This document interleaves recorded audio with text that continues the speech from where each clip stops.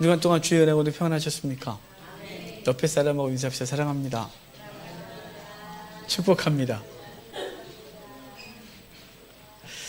네. 오늘 제목이 있습니다. 같이 읽겠습니다. 성령의 보내심을 받아. 아멘. 오늘 우리는 사도행전 13장부터 15장까지 이야기를 좀 볼 거예요. 사도 바울의 전도 여행이 몇 차에 걸쳐서 이루어지는데 첫 번째 전도 여행이 1차 전도 여행이라 그래요. 13장부터 15장까지 사도 바울의 전도가 있어요. 지도를 좀 띄워주실래요? 아예? 예, 제가 지도를 띄워드렸는데요. 제가 말하는 대로 여러분의 눈은 지도를 따라서 다니면 되겠어요. 지도를 안 해드리니까 멍해서 어느 동네가 어느 동네인지 모르겠고 가본 적도 없고 그냥 머릿속에서 그림도 안 그려지고 지도를 하여간 사도 바울의 전도 여행을 하는 동안 지도를 띄워놓고 여러분은 지도를 따라다니면서 그 장소에서 무엇이 있었는지를 같이 보고 하나님께서 우리에게 주시는 말씀을 듣도록 할 것이에요. 오늘 사도 바울의 전도 여행 13장부터 15장까지라 했잖아요. 1차가 자 13장 1절, 2절, 3절만 좀 읽어볼까요? 13장 1절, 2절, 3절 같이 읽겠습니다. 안디옥 교회 선지자들과 교사들이 있으니 곧 바나바와 니게르라 하는 시므온과 구레네 사람 루기오와 분봉왕 헤롯의 젖동생 마나인과 및 사울이라. 주를 섬겨 금식할 때 성령이 이르시되 내가 불러 시키는 일을 위하여 바나바와 사울을 따로 세우라 하시니 이에 금식하며 기도하고 두 사람에게 안수하여 보내니라. 아멘. 우리 이 안디옥에 대한 얘기는 지난주에 후반부에서 했었어요. 이 시리아 안디옥, 우리 지도를 보면 이스라엘에서 맨 위에 지금 안디옥이라는 장소가 있어요. 이 안디옥은 믿는 사람들이 흩어지기 시작하면서 이제 이방인들이 본격적으로 예수를 믿게 된 장소가 시리아 안디옥이에요. 그래서 거기서 막 복음이 활성화되니까 예루살렘에 있던 바나바가 가서 복음을 증거하고 그 바나바가 다소, 거기 시리아 안디옥 옆에 다소라고 좀 가면 있죠. 옛날에 그러니까 좀 얼마 안 된 것 같은데요. 그 클레오파트라의 연인 안티오쿠스가 다스렸던 안토니우스가 다스렸던 장소가 다소예요. 그 다소의 사도 바울의 고향이었는데 사도 바울이 예수 믿고 아라비아가 3년 동안 복음 증거하다가 자기의 고향 가서 10년 동안 있었어요. 아마도 구약 성경을 예수 그리스도의 말씀으로 해석하고 복음을 체계화하고 있었던 시간이라고 보여지는데 바나바가 가서 사도 바울을 끄집어내서 안디옥에서 1년간 복음 증거하면서 엄청난 부흥이 일어나요. 그 부흥이 일어나고 이제 한창 그럴 때 그리스도인이라는 이름이 처음 불려진다 그랬죠. 거기서 뿐만 아니라 그 안디옥에서 최초의 선교사가 파송돼요. 사도행전 7장, 8장 그 부분은 그 7장의 스데반의 순교로 인하여 8장의 열방으로 흩어진 것은 선교사로 파송됐다기보다는 예루살렘에 있다가 죽게 생겼으니까 다 도망가서 가다 보니까 선교가 된 거라면 이제 안디옥에서의 첫 번째 선교는 계획적이고 그리고 자원하여 그리고 성도들이 기도해서 선교를 하는 시작이에요. 이 안디옥 교회에서 첫 번째 선교사가 파송되는데 거기 장소에 몇몇의 선생님들이 있었고 그들이 하나님 앞에 기도하다가 성령의 감동을 받고 두 사람을 따로 세워 보낸다 그러는데요. 거기 몇몇이 있었는지 좀 볼까요? 좀 독특한 이름들이 있어요. 1절을 제가 보면서 말씀드릴게요. 안디옥 교회 선지자들과 교사들이 있으니 곧 바나바. 바나바는 우리가 잘 알아요. 니게르라는 시몬. 니게르라는 뜻이 흑인이라는 뜻이에요. 검다. 그래서 이 시므온은 아프리카 사람이라고 보여져요. 구레네 사람 루기오. 이 구레네도 북아프리카 지역에 있는 지역이에요. 이 루기오도 아프리카 사람이에요. 분봉왕 헤롯의 젖동생. 그런데 분봉왕은 헤롯 대왕이 죽고 나라가 세 개로 이렇게 분리되었어요. 유대가. 그 중에 요단강 건너편, 지금 요르단 땅을 맡았던 사람이 헤롯 안디바 그러는데 헤롯 안디바와 함께 자란 사람이에요. 젖동생들에서 무슨 한 엄마의 젖을 같이 먹은 동생같이 느껴지지만 그게 아니라 원어가 갖고 있는 말은 어릴 때 함께 자랐다, 친구였다 이런 뜻이에요. 그래서 친척이나 혈육이 아니라 어릴 때부터 함께 자랐던 사람. 마나엔이라는 사람이죠. 왜 이렇게 기록했을까 싶으면 헤롯에게 나름의 영향을 끼칠 수 있는 사람이었다. 뭐 그렇게 말하고 싶지 않을까요?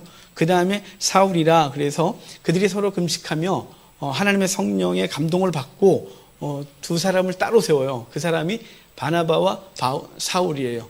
그들을 최초의 선교사로 파송하게 됩니다. 기도하여 그 일을 이루는 것이죠. 그들이 이제 파송을 받고 어디 가냐면 키프로스를 가게 돼요. 그럼 지도를 보고 계시죠? 안디옥에서 실루기아로 가게 되는데 이 실루기아는 안디옥의 위성 항구 도시예요. 그 주요 내륙 도시들은 그 위성 항구 도시를 갖고 있었는데 그 항구를 통하여 안디옥으로 들어오는 거죠. 실루기아에서 배를 타고 키프로스로 가게 돼요. 우리 성경엔 구브로 그래요. 이런 성경 번역할 때 좀 지명이라도 제대로 해놨으면 참 좋겠는데 구브로 그럼 어떻게 알겠어요? 구브로의 살라미항으로 가서 살라미에서 내려서 그때부터는 키프로스에 있는 회당들을 다니면서 복음을 증거하게 되는데 사도 바울 일행이 이 키프로스에서 맨 마지막 가는 항구가 바보예요. 바보항인데 사실은 파포스 항구예요. 이 파포스 항구에 도착하게 돼요. 거기서 이제 복음을 증거하게 되는데 누굴 만나냐면 그 키프로스의 총독인 서기오 바울이라는 사람을 만나게 되고 그 사람이 지혜로운 사람이라 바울과 사울을 불러다가 하나님의 말씀을 듣고자 하는데 그 서기오 바울의 시종이었던 한 사람이 바예수라는 사람이에요. 쉽죠? 총독은 바울이고 시종은 예수예요.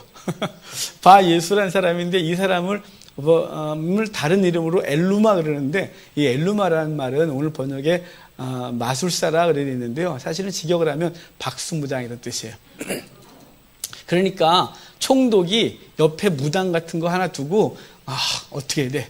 이걸 어떻게 해야 돼? 그럼 얘가 나름 조언을 해주고 이랬던 이 총독은 굉장히 종교성이 강했기 때문에 그랬던 것 같아요. 그들이 이제 바울을 불러 하나님의 말씀 듣는데 이 박수무당이 엘루마 얘가 시기가 일어나서 방해하기 시작합니다.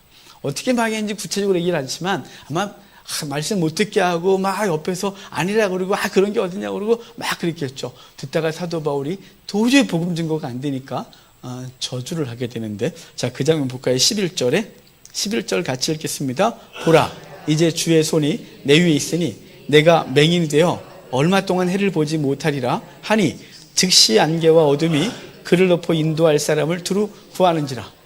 제가 예전엔 이 본문을 보고 바울 너무한 거 아니냐? 좀 방해한다고 맹인이 되네 이렇게 너무 세다 그랬는데 어느 날 바울의 마음이 느껴졌어요. 바울은 이 엘루마보다 더 심하게 믿는 사람들을 방해했어요. 스데반 돌로 쳐 죽이는데 거기에 책임 증인들이 있었고 그리고 예루살렘 그 주변에 있는 모든 그리스도인들을 잔해하고 그리고 심지어는 공문서 받아들고 이방 땅 다메섹까지 와서 잡아주겠다고 쫓아다니던 그를 주님께서 만나주시는데 그의 눈이 일시적으로 멀었다가 3일이 지나고 눈을 뜨면서 그의 영적 안목이 다시 생기죠. 못 보던 하나님을 그가 영으로 보게 되고 그가 그리스도인 되어졌던 그 놀라운 은혜를 알고 있던 바울은 그 예전 생각나는 거죠. 얘 나갔네 얘가. 어쩜 이렇게 하나님의 말씀을 방해할까. 너도 주님 좀 만나봐. 그래서 일시 동안, 이거 잠시래요. 사도 바울이 영원히 눈 멀어 이렇게 말하지 않고 잠시 좀 눈 좀 멀어라 라고 하고 그는 멀었다 떴겠죠. 그도 자신처럼 되기를 원했는데 사실은 이 엘루마가 바예수가 믿었다는 얘기는 없고 누가 믿냐면 그걸 보고 있던 서기오 바울이 예수를 믿게 되면서 이 총독이 그리스도인 되는 일이 이 키프로스에서 벌어져요. 이 키프로스에서 크리스찬이 되어지는 이 놀라운 일은 이 사람만 있었던 건 아니에요. 나중에 역사를 보면 우리 예루살렘에서 죽었다가 살았던 사람이 있어요. 예루살렘 옆에 베다니 예수님 때문에 살았던 나사로예요. 나사로가 그 지역에서 못 살아요. 왜냐하면 나사로는 걸어다니는 복음이었거든요. 죽었다 살았어요. 어떻게 죽었다 살았어? 있잖아. 옛날 십자가 잘했다 죽었던 그 사람이 살렸었어. 라고 하는 것 때문에 그 다니면서 예수 그리스도가 그 삶 자체가 증거되는 것 때문에 사람 예루살렘에서 그를 박해하고 결국은 도망가서 어디가 사냐면 예루살렘 못 살고 키프로스에서 살다가 복음 증거하다가 죽어서 그 나사로의 무덤은 현재 키프로스에 있어요. 이 키프로스는 사실은 되게 음란한 도시예요. 음란한 도시에 복음이 가장 먼저 갔어요. 선교사가. 이 키프로스는 여신 아프로디테를 섬겨요. 아프로디테는 앞뒤도 예쁘고 뒤태도 예뻐서. 아프로디테는 사실은 그 아버지의 성기가 바다에 떨어지고 거품 속에서 태어난 여신이 아프로디테예요. 그 아프로디테는 가리비 위에 올라가 있잖아요. 로마로 가면 비너스가 되어져요. 그 여신이 가장 먼저 발을 디딘 항구가 어디라고 사람들은, 지중해권 사람들은 말하냐면 파포스래요. 그래서 그 사람들은 아프로디테를 주신으로 섬기는데, 아프로디테를 주신으로 섬기는 동네는 다 음란해요. 그래서 키프로스 여자들을 뭐라고 말하냐면 키프리안 이렇게 말하는데요, 음란한 여자 이런 뜻이고요. 고린도가 아프로디테를 주신으로 섬겼어요. 그래서 그쪽도 남자가 음란해졌어요. 그래서 고린디아 제스다이, 그래서 음란한 남자라는 뜻으로 쓰여졌는데요. 하여간 음란한 곳에 복음이 증거돼요. 총독이 그리스도인 됐고 그 영향력이 행사되겠죠. 그리고 바울 일행은 거기서 배를 타고 아탈리아로 가게 되어져요. 이 아탈리아는 터키 남부의 가장 아름다운 항구 도시예요. 유럽 사람들이 휴양 도시로 1, 2위로 손을 꼽는 장소 중에 하나인데요. 진짜 아름다운 곳이에요. 앞에는 지중해가, 뒤에는 해발 3,000m가 넘는 그 설산이 딱 자리 잡고 있는 정말 아름다운 그 항구 도시가 이 안탈리아인데, 지금 우리 성경에는 아탈리아로 되어 있어요. 아탈리아에 도착하는데 그 와중에 바울의 이름이 바뀌어요. 우리 시작할 때 뭐라 그랬어요? 바나바와 사울을 따로 세워 선교사로 파송했죠. 그런데 13절 봐요. 안탈리아 왔을 때 그 이름이 뭘로 바뀌었는지 바울로 바뀌어 있어요. 자, 사도 바울이, 사울이 바울 대고가 다메섹 도상에서 된 게 아니에요. 사도행전 9장에 다메섹에서 주를 만날 때 거기서 된 것이 아니라, 사울의 이름은 극적으로 바뀐 게 아니라 스스로 필요를 따라 바꿔요. 사울은 유대인의 이름이에요.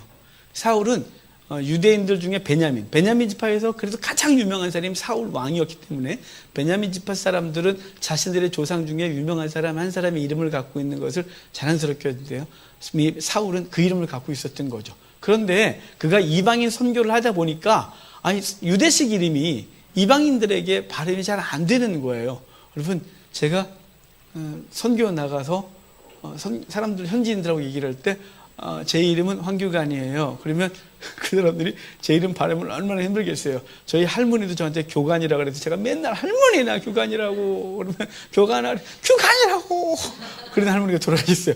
교관이라도 돌아가셨어요, 그분이. 그런데 여러분, 이게 얼마나 어렵겠어요. 그러니까 사도 바울이 피로를 따라 선교지 가서 하다가 그는 자신이 가지고 있던 이 자부심 있는 이름을 버리고 바울이라는 이름, 로마식 이름을 갖게 되는데, 전승에 의하면 그의 조상이 그 폼페우스에게 의하여 끌려갔다가 노예로 살았는데, 어느 가정에 가족 노예로 살다가 그 주인이 그를 해방시키고 시민권을 준 것에 대해 감사해서 그 조상이 자신의 집안명을 그 자신을 해방시켜준 주인의 이름을 따라 바울이다, 이렇게 해서 집안명을, 로마식 집안명을 갖고 있었다라는 전승이 있는데 중요하진 않아요. 하여간 중요한 건 사울에서 바울로 바뀌면서 이제 전도를 향하여 선교 때문에 이름까지 개명하며 본격적으로 자신을 선교에 드리는 일이 벌어지는 거예요.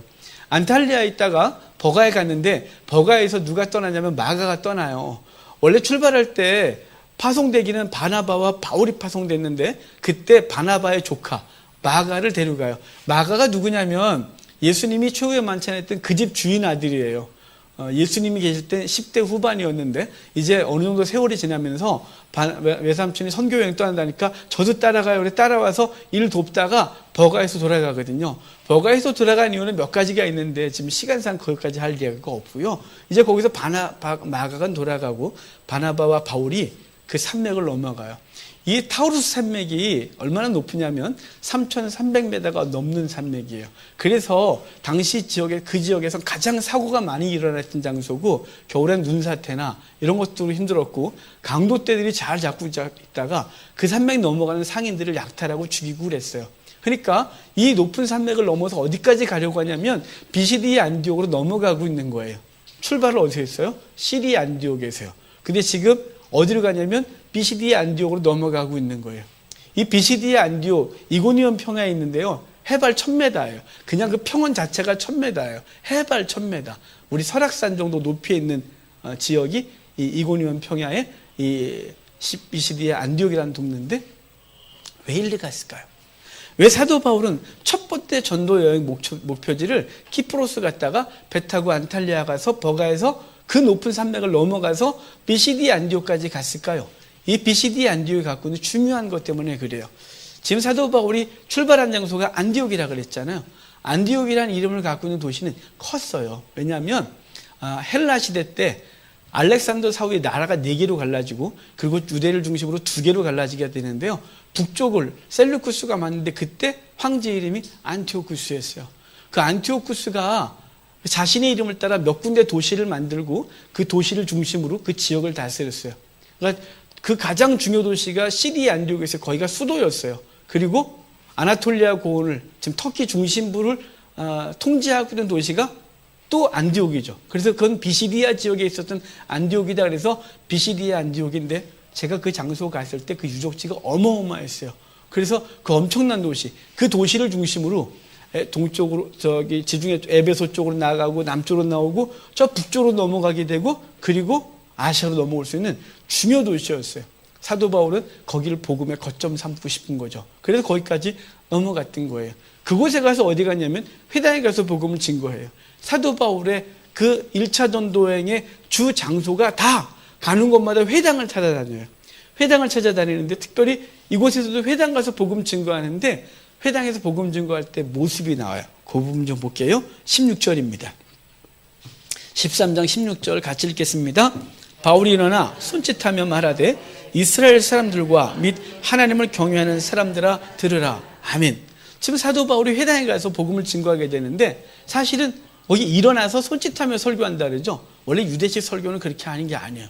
회당에서 하나님 말씀을 전하는 건 회당이 쫙 있으면 회당 가장 상석에 의자가 하나 있고 그리고 말씀 증거할 자는 거기에 앉아서 율법주라는 마리를 피고 그 율법을 읽고 그래서 강론하는 게 유대식 설교였어요. 당시 회당 설교 방식이. 근데 바울은 자리에서 일어나 손짓하며 설교한대요. 모몬을 서행했다. 이렇게 볼 수 있겠지만 그게 아니에요. 지금 여기에 두 부류가 앉아있어요. 여러분 그냥 읽었죠? 성경을 그냥 읽었는데 그냥 읽지 말고 좀 자세히 볼까요? 다시 봐요. 16절 제가 분해하여 읽어드릴게요. 바울이 일어나 손짓하며 말하되 이스라엘 사람들과 및 하나님을 경외하는 사람들아. 두 부류가 있죠 거기. 자, 회당 안에 두 부류가 있어요. 이스라엘 사람들이 하나 있고요, 하나님을 경외하는 자들이 있어요. 다른 데 또 유대인들이라고 되어 있고 또 하나님을 경외하는 자들 이렇게 되어 있어요. 두 부류로 나눠져 있는데 이스라엘 사람들, 유대인들이라고 구별된 사람들은 누구냐면요, 혈통적으로 유대인이면서 유대교 신자예요. 또 하나는 이방인이었는데 유대교 신자가 됐어요. 그래서 할례를 받고 완전 유대인이 된 거예요. 그래서 유대인들은 그들을 이방인이라 할지라도 유대인이라고 불렀어요. 이스라엘 사람이라고 불렀어요. 구약의 법칙대로 할례 받고 세례 받고 들어오면 그는 이스라엘에 들어오게 되는 거죠. 그는 그러니까 혈통적 유대인과 그리고 할례 받은 유대교도를 이스라엘 사람들과 이렇게 말하고, 그 다음에 유대교의 하나님을 믿긴 하는데 할례 받는 건 좀 그래요. 그래서 할례를 받지 않고 있는 사람들을 하나님을 경외하는 자들 이렇게 표현하는 거예요. 근데 이들이 어떻게 됐냐면 이게 섞어 앉지 않았어요. 여기 중앙에 예배당에는 이스라엘 사람이 앉아 있고 할례 받은 사람들만요. 그 다음에 저쪽 청중석이나 저 뒤쪽에 할례 받지 않은 사람들이 앉아서 예배를 했어요. 그래서 바울이 손짓하는 거예요. 하나님의 이스라엘 사람들아, 하나님을 경외하는 사람들아, 뭐 이러면서 설교를 하는 거예요. 왜 그러냐면 그 둘 사이에 중요한 차이점이 있는데 할례를 받았느냐 받지 않았느냐죠. 그래서 사도 바울은 이제 회당에 다니면서 그 두 부류를 이간질시킬 거예요.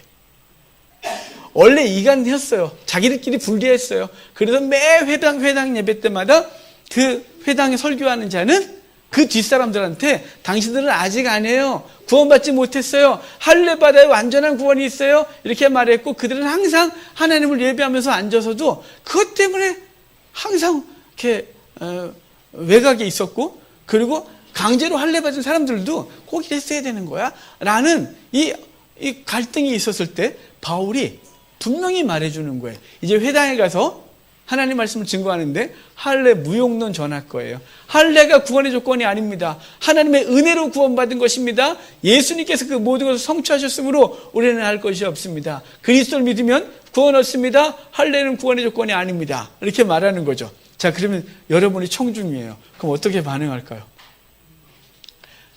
여기는요, 이씨, 오늘 강사 잘못 세웠어, 이렇게 말할 거고, 저 뒤에는 맞아, 저 소리가 진리지, 무슨 할례를 행했다고 구원이 있고 말고야 하나님을 섬기는 게 말이지 라고 해서 갈등 생기고, 예배 끝나고 나면 사도 바울 추종자가 확 생기는 거예요. 사도 바울의 타겟이 분명한 거예요. 하나님을 경외하는 자들, 그것 때문에 할례 때문에 갈등하고 그것이 본질이냐 아니냐를 싸우고 있는 그들에게 사도 바울이 명쾌하게 답을 주고 그들이 그리스도인 될 수 있도록 열어주는 것이죠. 그래서 이제 그들이 그리스도인 되는데, 자, 결과를 좀 볼까요? 43절이에요. 43절 같이 읽겠습니다.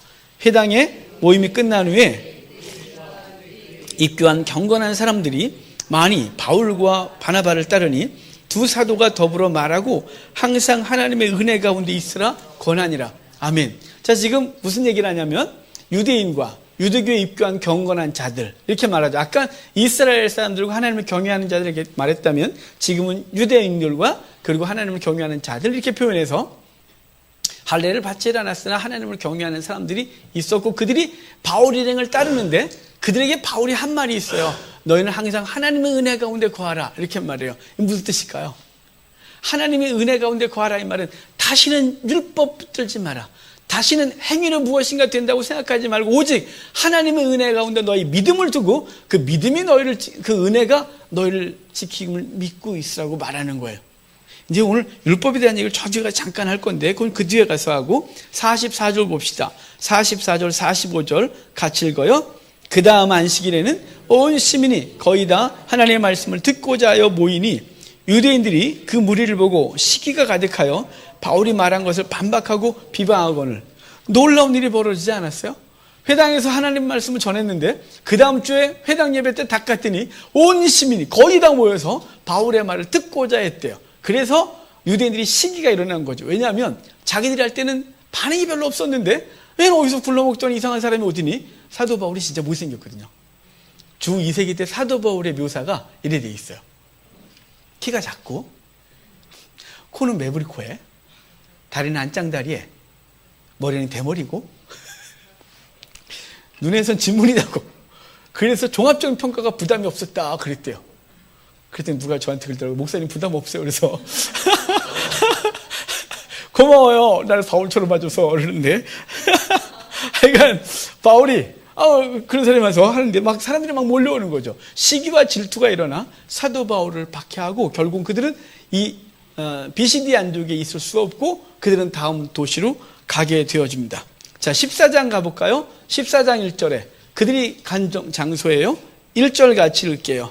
이에 이고니온의 두 사도가 함께 유대인의 회당에 들어가 말하니 유대인과 헬라의 허다한 무리가 믿더라. 아멘. 자, 거기서 또 믿게 돼요. 그리고 그 다음 절 보면 또 유대인들이 또 충동하여 사도 바울을 괴롭히고 그래서 사도 바울이 그 지역에서 잊지 못하고 그들이 돌로 치려 하니 그 다음 동네로 가는데 그 다음 동네가 루스트라예요. 계속 지도는 보고 계시죠? 보이긴 합니까? 근데 지도가? 네, 루스트라. 자, 루스트라를 가서 복음 전가하는데 그 루스트라에서 놀라운 일이 하나 벌어져요. 자, 14장 8절이에요.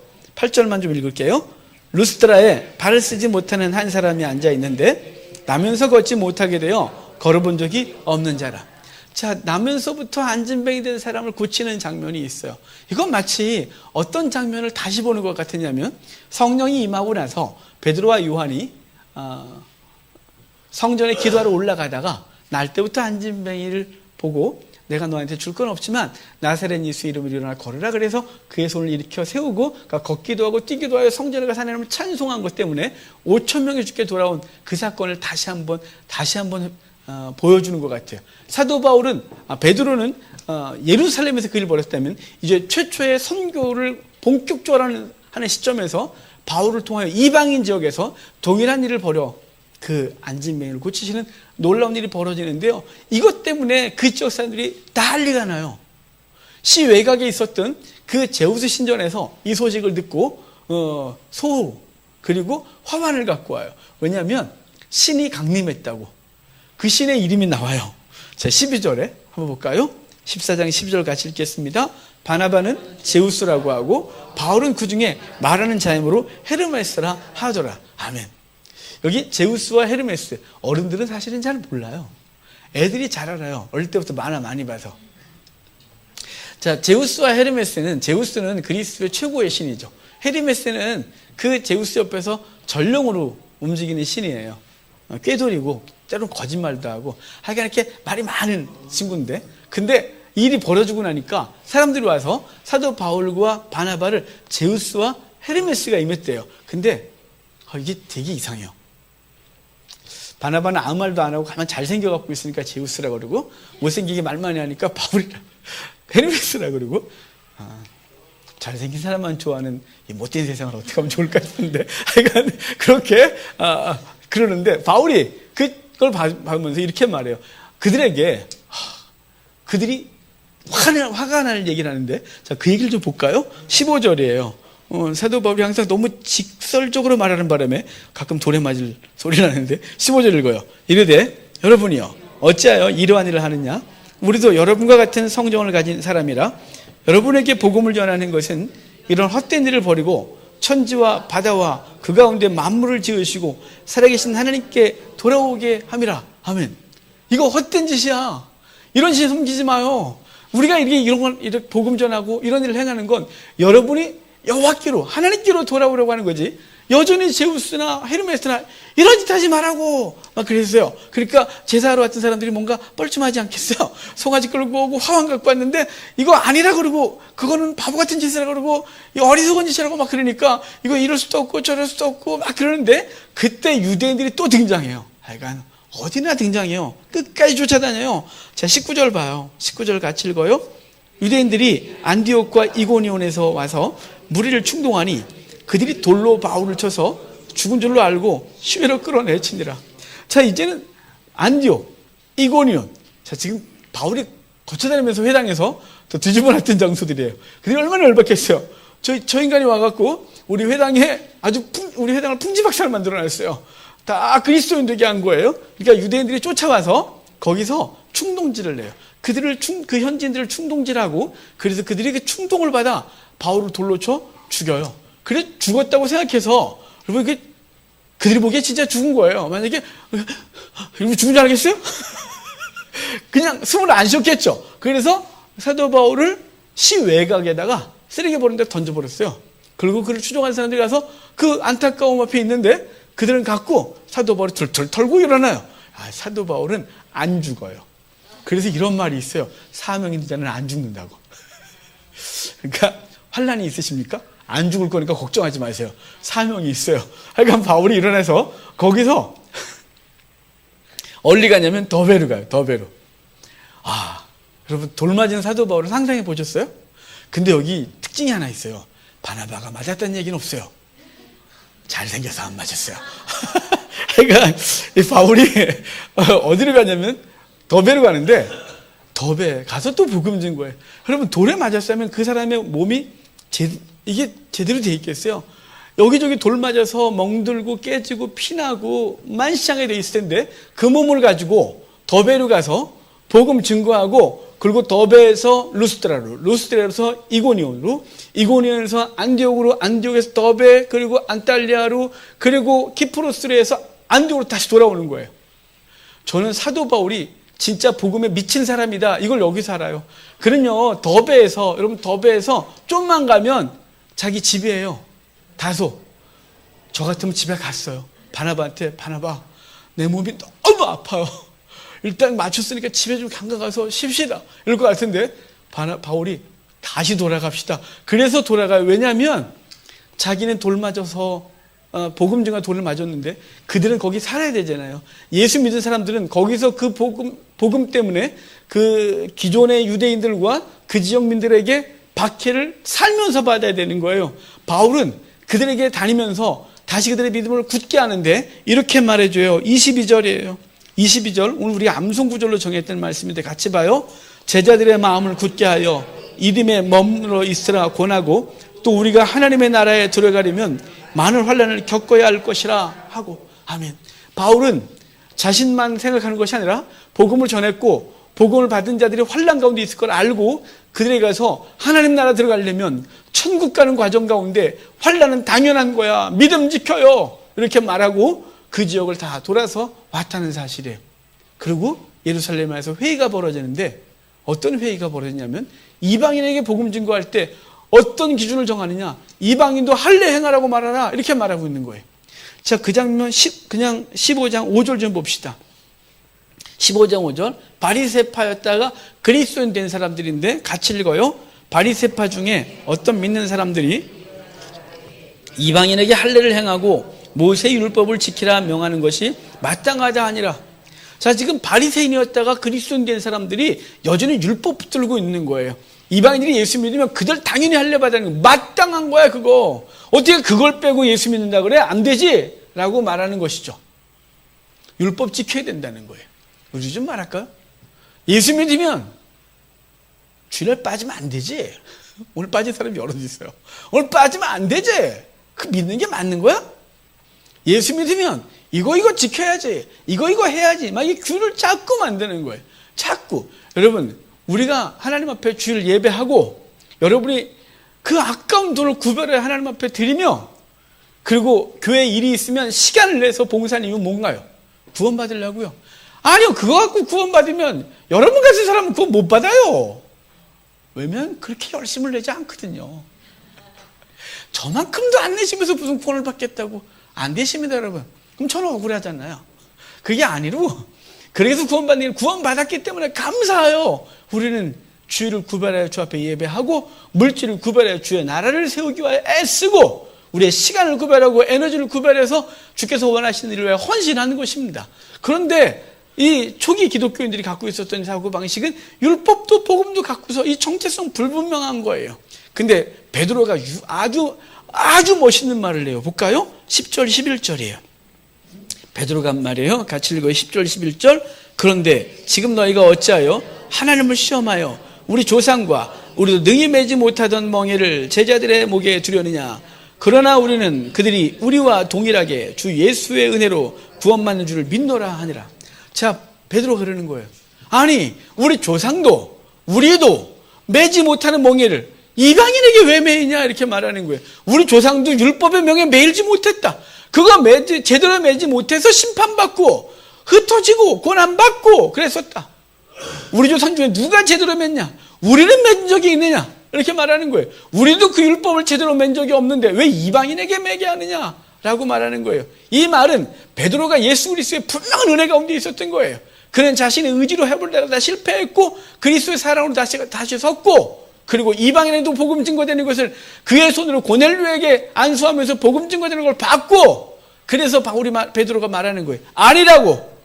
율법이 구원을 주는 것이 아니라 우리가 매지 못한 멍에를 사람들 가지고 매게 하는 것이 아니라 은혜가 구원받게 하는 거라고. 하나님의 은혜일 뿐이라고. 그러면서 이방인들이 예수를 믿으면 몇 가지만 정하자라고 하는 최소한의 행동 규칙이 있어요. 자, 20절입니다. 20절 같이 읽어요. 다만 우상의 더러운 것과 음행과 목매어 죽인 것과 피를 멀리하라고 편지하는 것이 옳으니. 자, 이방인이 죽게 돌아오면 몇 가지만 하재요. 먼저는 우상의 더러운 것 먹지 말고 음행을 금하고 피채 먹지 말고 목매어 죽인 것 먹지 말고. 이거 사실은 딱 두 가지예요. 먼저는 행동에 있어서 도덕과 윤리적으로 바르게 행해라. 음행을 하지 마라. 왜냐하면 당시 로마 사회가 너무 음란했거든요. 당시 1세기의 이 사회상은 음란했어요. 그냥 한마디로 음란. 그게 우리가 상상하는 음란과는 차원이 다른 음란이었어요. 그리스도인이 되고 그들은 순결해졌죠. 그래서 도덕적으로 바르게 하고 그 다음에 우상숭배의 제물, 피채 먹는 거, 목매어 준 거 먹는 거 다 우상제물이에요. 이거 우상제물 먹지 말라는 거 우상숭배 가담하지 말고 이걸 하면 오직 하나님만 섬기고 그러니까 예수를 믿으면 오직 하나님만 섬기고 세상 속에서 거룩하게 살아. 우리 그것만 정하자. 이렇게 된 거예요. 지금도 똑같아요, 여러분. 예수 믿는 구원받는 방식은 무엇인가를 해서가 아니에요. 여러분의 헌금을 무지하게 많이 들여서 구원받는 게 아니에요. 봉사 무지하게 많이 하면 구원받는 게 아니에요. 전 세계 열방의 교회를 10개를 세우리라 구원받은 거 아니에요. 그것과 전혀 상관없어요. 예수 그리스도의 보혈로 구원을 믿음으로 구원을 얻는 것이 은혜로 구원을 얻는 것이고, 은혜로 계속해서 유지가 되어지고, 그 은혜에 감사하여 우리는 기꺼이 주께서 원하시는 거룩한 삶을 살아가는 것이에요. 오늘 전체 얘기 속에서 중요한 얘기가 있는데, 성령을 따라해요. 안디옥에서 성령을 따라 성령의 감동을 받고 금식하여 기도하며 2명을 따로 세우고, 성령의 부르심을 따라 그들이 나아가 성령의 말하게 하심을 따라 말하고, 성령께서 그 현지에서 그들을 변화시켜 하나님의 백성 되게 하는 그 선교의 주체가 성령이에요. 우리가 예수 그리스도를 믿은 건 우리가 아니라 그분께서 누군가를 보내 복음을 증거하게 하셨고, 우리 강팍한 마음을 녹여 우리가 예수 그리스도를 믿게 했으며, 오늘도 그분의 은혜 가운데 있고 앞으로도 성령의 인도하신 가운데 있고 그분이 완성하실 것이에요. 우리의 구원의 시작과 진행과 완성은 그분이 하시는 거예요. 그럼에도 불구하고 우리에게 뭘 요구하냐면 너는 그 은혜 가운데 거하라 이렇게 말하는 거예요.